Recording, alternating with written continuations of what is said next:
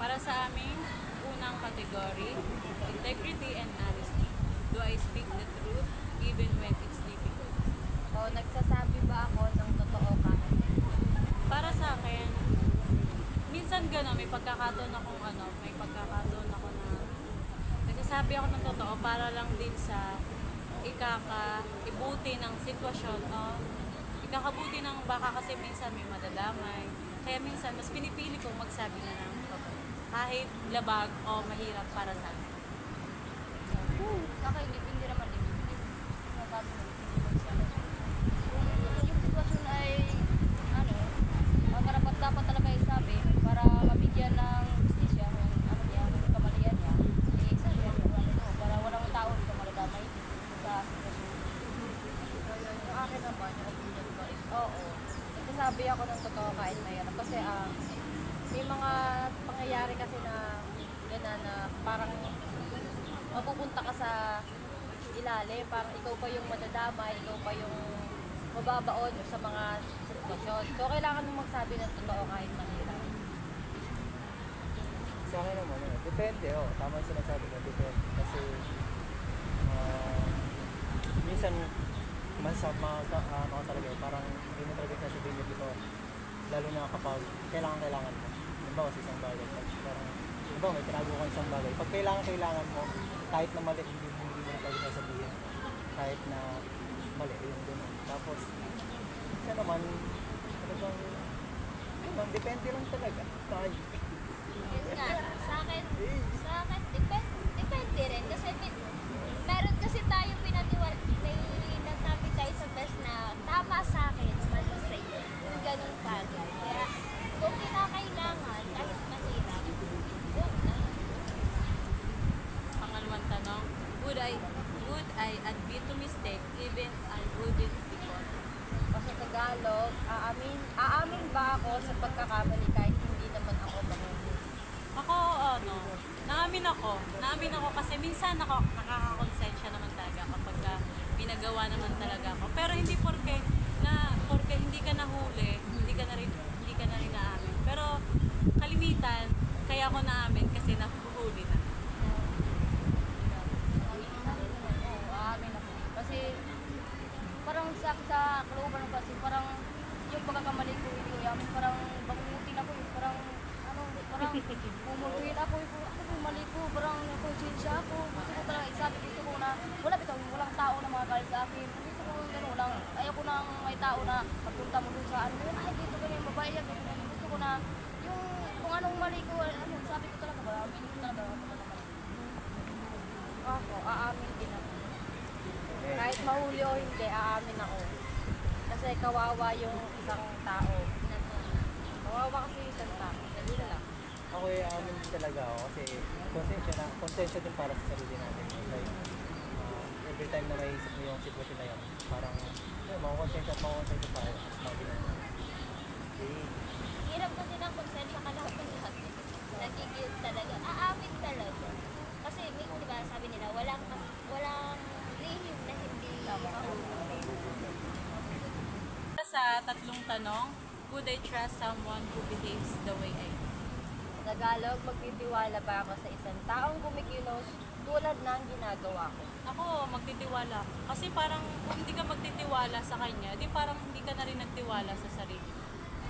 Akin, depende. Pero depende sa tao kasi yan kasi hindi naman lahat ng ginagawa niya, tama yun. Pagkatawalaan mo agad. Paano kung mali siya, hindi ko naniniwala, kung mali siya, nadamay ka rin, di ba? Hindi na ako. Ako hindi ako magtitiwala. Kasi kilala ko kasi sarili ko. May mga bagay na nagagawa din akong mali. Tapos kapag ginawa pa ng isang tao yun, parang ang hirap na pagkatiwalaan. Ako naman magtitiwala kasi yung sinabi ko yung pagkatiwalaan mo ba yung kaparehas na ginagawa mo. Titiwala ko kasi syempre para sa niya ng ginagawa. Kung ano yung ginagawa ko, ginagawa niya rin, natitiwala ako sa Ako, hindi 100%. Kumbaga, magtitiwala pero not too much. Kasi, di ba sabi nila, wala tayong ibang pagkakatiwala hindi sarili lang natin.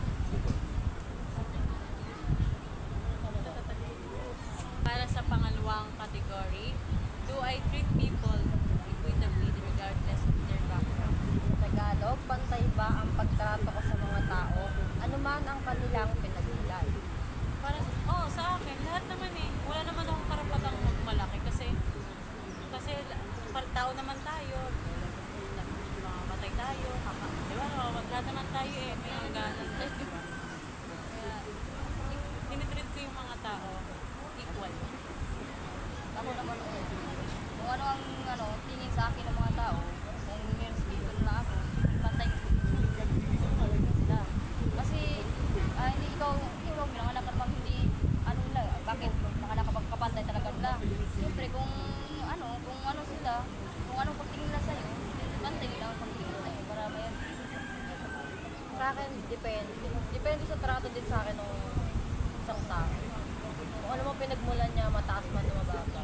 Kung itatrato mo ako parang ewan, at itatrato mo itang parang ewan. Sa akin, ano din, pantay rin naman talaga tingin ko. Kasi lahat naman talaga pantay-pantay. Sa akin, din, pantay din. Kung yung pantay naman kasi dapat, siguro yung iba, kaya tingin natin yung may level up, dumadaan sila sa process. Pangalawang tanong, am I quick to judge other without knowing their background? Sa Tagalog, mabilis ba akong umusga sa iba kahit hindi ko pa alam ang kanilang pinagdadaanan? Ganun ako. Ugali ko yun. Hindi ako minsan tumitingin sa background. Pero once na nalaman ko yung background, nakakonsensya ako na na-judge ko siya. Ganito pala yung history niya. Yun lang yung minsan mistake sa sarili ko.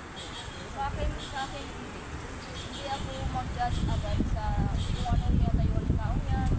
Gusto mo malaman ko mismo sa akin sarili, malaman ko siya kung ano ang tinatayuan. Hindi ako mag-judge agad sa sarili kasi mag-judge ka agad, hindi ko marinig niya. Masasaktan siya, konsensya mo yun, di ba? May masaktan ng tao. Ako, hindi ako mag-judge agad. Lalo hindi ko naman kilala kasi nakakagap ko lang balita bad lang, gano'n. Siyempre, aalamin mo rin yung good side ng tao, hindi ko rin ba? Sa akin naman, based sa experience ko, based sa ugali ko.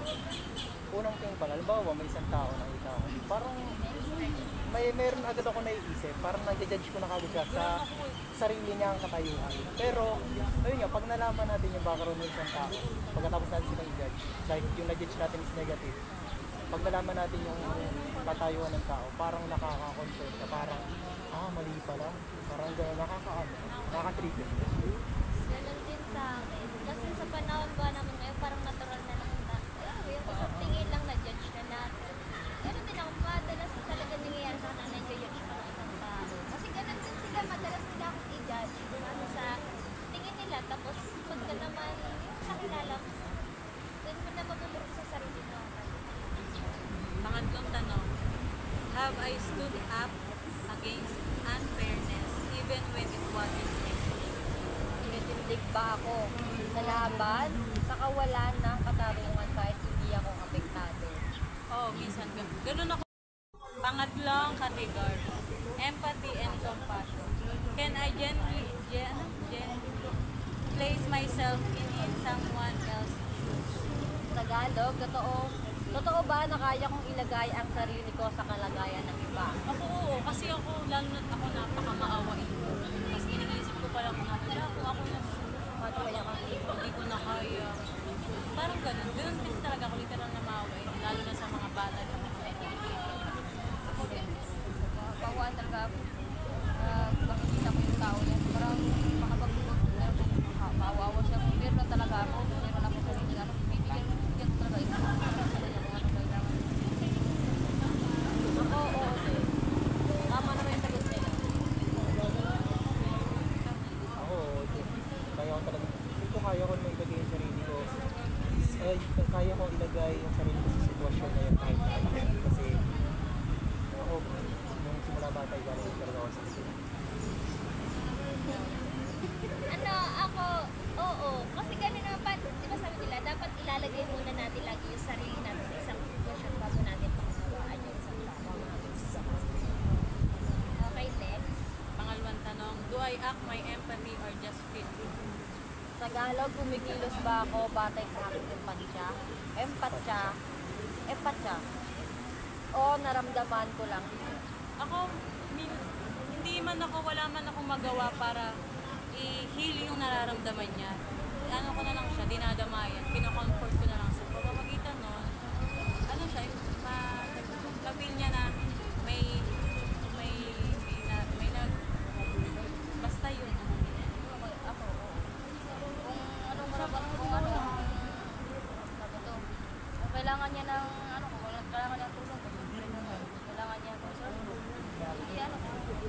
i-advise ko sa kanya, para hindi man yung mawala, kung ano nararamdaman niya, di ba, kung mag-conversation, makinig siya sa akin. Dito mo yung tanong. Kumikilos ba ako batay sa aking empathy? Just feel it. O nararamdaman mo lang. Ako, kunyari ako kasi oo, di ba kaya may tinatawag na rin sila nakicarry na nila, nadadala ka Nakikilos ako sa nararamdaman ko. Wala, feel ko lang. Yung parang sumusunod yung kilos ko. Sa kung ano yung nararamdaman ko. Ako din. Parang kung nagpupunta kasi ako, parang nakikita ko kailangan ng tao sa kailangan ng tao to. Siyempre, magpupunta ako. Hindi na kailangan ng dumayan. Sige, dumayan. Walang robot-robot. Pangatlong tanong, can I admit when I've hurt someone intentionally or not? Tagalog, kaya ko bang aminin kapag nakasakit ako ng iba? Sinadyaman o hindi? Oo. Ganun ako eh. Ganun ako talagang sabi ko rin na marunong akong tumanggap ng pagkakamali. Bakit? Ano din ako eh. Kung anong mali ko, ano ko talaga, yung sarili ko. Aminin ko. Kung ano rin mali sa tao yan, sabihin ko sa kanya, para malaman niya kung anong mali na. Hindi ka baka may inom sa saktan eh. Ako din, kaya ko din. Ako din naman. Depende, based din sa experience ko sa relationship namin ng boyfriend. Talagang kapag alam kong mali ako, magaan ko kaya. Pero pag alam kong mali siya, syempre, kailangan mo pangaralan din. Ganun lang naman talaga para maging okay yung relationship. Ako pag mababaw na bagay, Alam ko hindi ka eh. Hindi ka na amin ang pagkakamali. pag mababaw na bagay, hindi talaga. Kasi ma-pride, kahit sa bahay, ma-pride. Umaamin man ako, pero marami pang, Parang labag sa loob, marami. Oo, tinutulak sa kanila. Category nila. Pang-apat, moral courage. Unang tanong, have I spoken out against wrongdoing even when it was risky? Sa Tagalog, nagsalita na ba ako sa laban sa mali kahit delikado? No, nagsalita ka. Nagsalita na ba ako laban sa mali kahit delikado? Ako, kasi tawag dito, hindi ako mapakali kapag hindi ko nasasabi na kahit alam kong delikado, kahit alam kong too risky, talagang sasabihin ko, malabas ko lang talaga yung nasabi ko. Ano talaga yung kahit sabihin mo natin na takot ka para sa sarili. Kapag ng iba, kahit sabihin mo na risky para sa'yo, parang potential ka rin yung sa ako hindi. Ayoko na talaga. Ayoko na talaga para mas mangailam sa mga laban na Halata naman eh. Ayoko Halata sabi rin ko. talaga. Ayoko na sa mga gulo. Sobra na. Oo. Kasi na-experience ko na rin yan. Yung parang matutulog ka na parang, iniisip mo yung problema na yun na gusto mong solusyonan. Kwento sa iba na parang, ay, ganito, mali talaga yun. Naiinis mo gano'n. Ako hindi din. Kasi unang-una iisipin ko muna kung okay ba yung magiging kahihinatnan. Oo, yung kahihinatnan after mo sabihin. Siyempre, unang iisipin muna natin yung sarili natin. Kahit sabing selfish ka.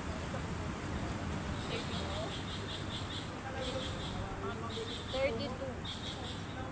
Nanahimik na lang ba ako para sa sariling proteksyon? Mas pili bata ako eh.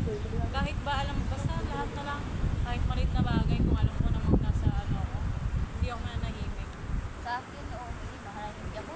Kasi, manahimik talaga ako. Kaya mo talaga yung, gulo nila, makisaw-saw ako. Parang, ako tuloy yung napapamali, ako tuloy yung, iwan ko, ako tuloy yung mapaaway, gano'n. Dapat naman eh. Yun nga rin sabi ko, Kaya ko talagang, oh, sige. sige. Ako, alam niyo na sagot ko. Hindi ako Hindi hindi ako na. talaga. Kailangan ko ng protection. Ikaw. So, hindi kasi, Ako din, hindi eh. parang ano, kasi pag sa lalaki, iba eh. Pag meron, Bagay. May ego kasi sila na. Ako mananahimik. Sabi ko nga, love yourself. Ikatlong katanungan. Hinihikayat ko ba ang iba na kumilos ng tama? Hindi. Ako nga sa teacher sarili tayo ko eh, eh. teacher tayo. Sa sarili ko, hindi pa. Future pa lang tayo. Ako ko sa sarili ko, hindi ko nga nagagawa. Pero tama yun, Pinipilit hihikayatin naman mo. natin. Oo, pinipilit. Pero hindi magawa. Yung pagtapon nga lang ng basura, kahit tamad na tamad ako, ilalagay ko na lang sa bag. Huwag lang magkalat. Yun lang, simpleng ganun lang, pinipilit ko gumawa ng tama. Minsan, nangikayat ako, depende ba kasi, minsan, sabihan ko yung tao na kaya na pero depende rin sa isang tao kung gusto siya sa akin. Wala, siya kaya kung gusto siya. Basta ako nagsasabi ako na, hindi na sa kanya. Ako, simula lang pinasok ko itong edge. Kailangan, kumikilos na ng naghihikayat ka na ng ng tama. Dapat talaga. na words of wisdom na yung sinasabi mo. Ano? Oo.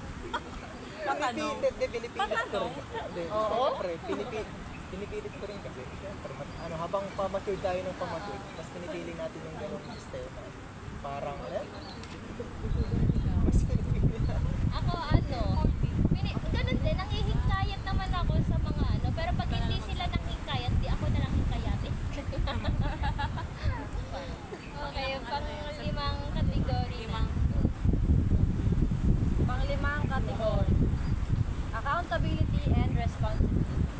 Unang katanungan, isinisi ko ba sa iba ang kasalanan ko? Ako hindi. Hindi din ako. Hindi ako ganun eh. Hindi ako yung hindi, sinisisi ko yung sarili ko sa, ano? Ano ba yung tanong? Sinisisi ko ba sa iba ang kasalanan ko? Hindi. Pero pag may nakita akong mali, tas siya may gawa, yun. Ayun ako. Doon ako sisisi. Doon siya sisisi. Sa akin, hindi ko isisi sa iba. Kung ano yung pagkakamali ko, aminin ko. Panindigan ko yung pagkakamali ko. Hindi ko ididamay yung iba. Bakit ididamay ko sila yung pagkakamali ko mali? Diba? Sa akin hindi, kasalanan ko yun eh. Sisi sa iba, ano malay no? Oo din, hindi din. Kasi, nagkakamali talaga. Ako kung malalim siguro, oo, hindi. Bago na yung pag sa relationship, syempre, babae tayo. Lagi tama ha. Ikalawang katanungan. Natuto ba ako sa pagkakamali? Ako, Oo din ako. Kasi dami ko na na-experience sa Learn from pagkakamali. your mistakes. Dami ko na na-experience sa pagkakamali ng ngayon. Yun yung pinakamagandang teacher tayo. Ikatlong katanungan. Aamin ba ako ng kasalanan kahit may kapalit na mabigat? Depende sa mabigat eh. Depende yung sa salitang mabigat eh. Kung 1 million, yan na. Oo, pero yung sige. Depende yun. Ayun yung sagot ko. Depende. Kung kinakailangan. Oo, kinakailangan din. Ba, pera yan. Kung makakasagot ang future ko yan. diba kung hindi nagaganda? Depende sa akin. Yun, di naman kasi paano kung ano pa lang sa'yo yun? Yung, sa'yo, ikaw yung masaktan sa di ba? Depende din. Ika-anim. Kategorya. Ika-anim na kategorya. Professional and work ethics. Unang katanungan. Inangkin ko na ba ang kredito ng gawa ng iba? Mga credits na gawa. Ano, Sa atin, oo. Nagagawa yan. sa paggagawa, nangaangkin ako. Pero yung kunyari, halimbawa na lang, binigyan ako ng, yung anak ko kasi may binigyan na, na bagay. Ang hilig ko i-ID, tapos i-credits ko siya. Ganun, Yun yun na, lang. ilalagay mo na credits. Ganyan.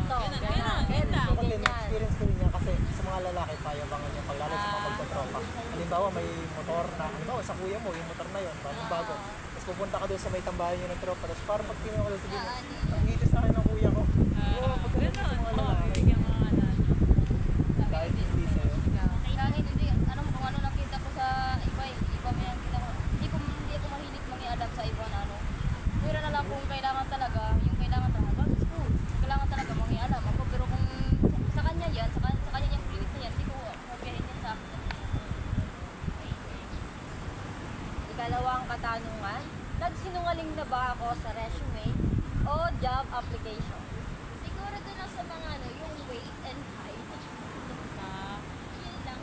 sa skills, dami ko na ganun. Ano ba yun? Fast learner daw, pero bangag, sabaw. Yun lang yun.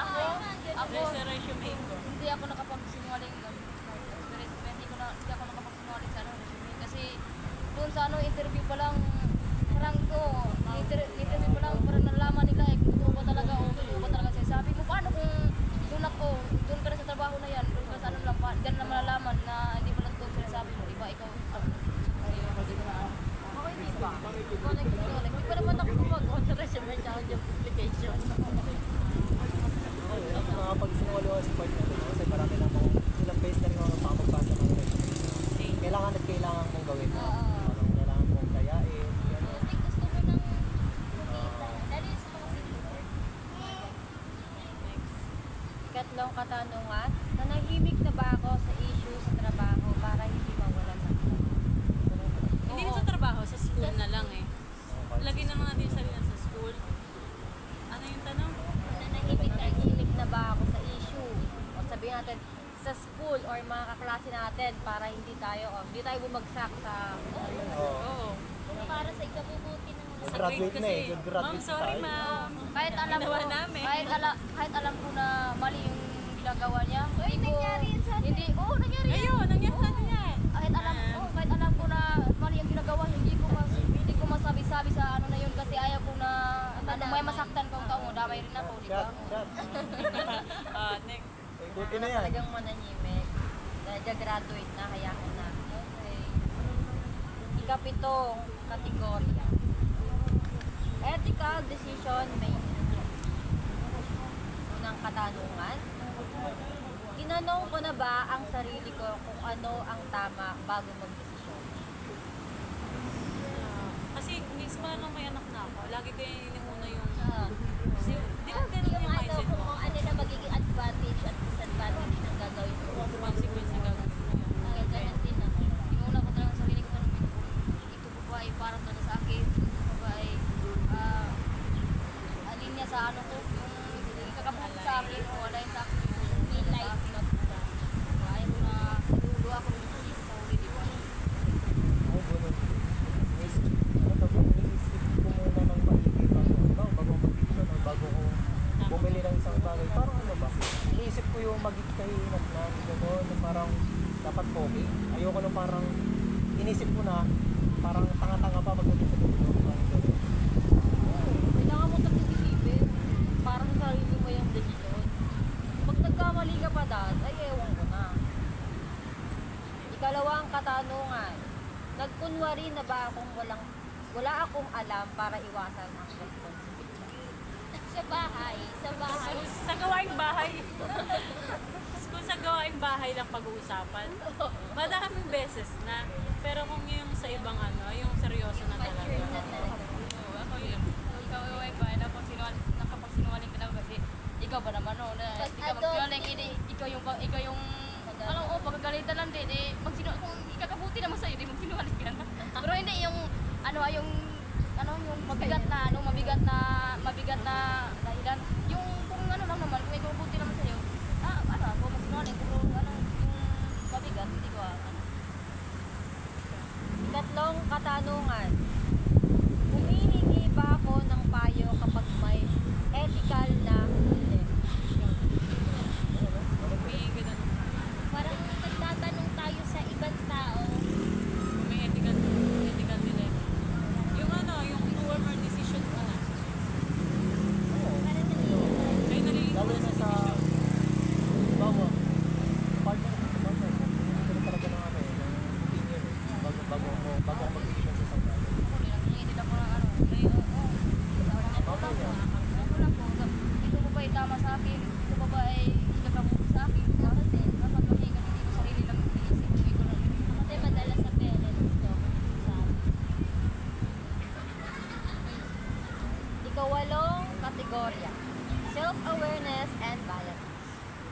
katanungan, handa ba akong harapin ang mga hindi komportableng katotohanan tungkol sa topic?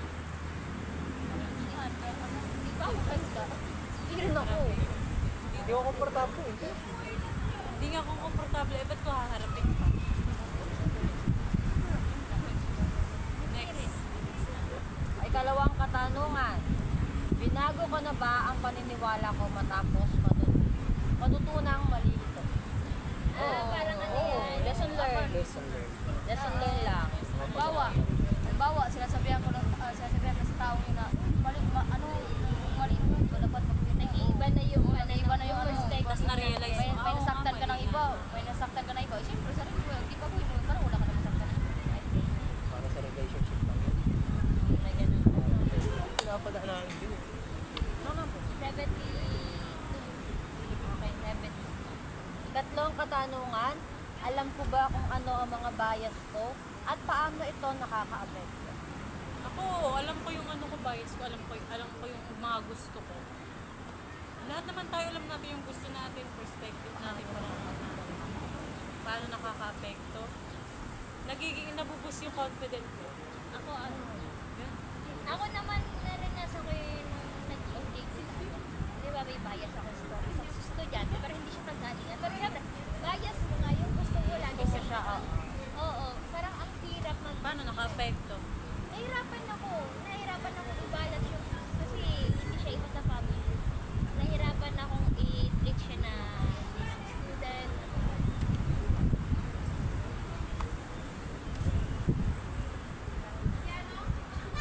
Pang-siyam na kategorya, social and civic ethics. Unang katanungan, kumikilos ba ako para sa kabutihan ng susunod na henerasyon? Parang Dr. Roserital lang yan. Oo naman. Pinipilit. Pinipilit. Sabi nga, pag-asa, kabataan ng pag-asa ng bayan.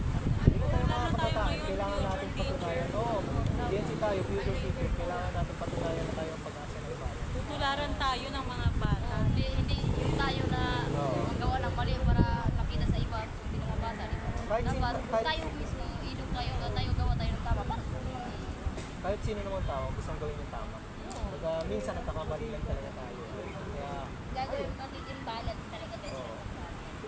Sa panahon ngayon, kailangan na ng kabutihan dahil ang mga nangyayari ngayon eh, kasi puro kasamaan.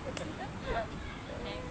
Dalawang katanungan, tumutulong ba ako sa paggawa ng mas makatarungang mundo? Ulitin ko,